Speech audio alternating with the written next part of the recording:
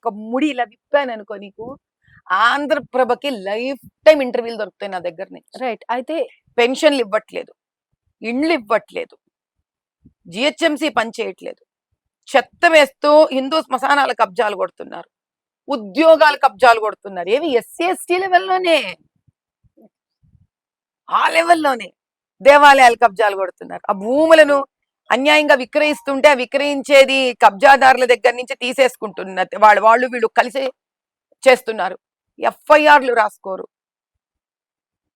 మీరు ఒక్కొక్క స్థానంలో వెళితే అంతెందుకు, కడాపడికి నేను మొహరంకి వెళ్ళానని నన్ను ట్రోల్ చేశారా వీళ్ళు ఇంతమంది?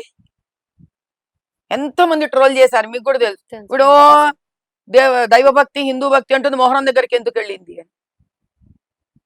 ఈ అడిగేవాడు ఎప్పుడైనా రేవంత్ రెడ్డి అన్నా అని పెట్టుకొని వాడేదో నడిపాడు ట్రోలు.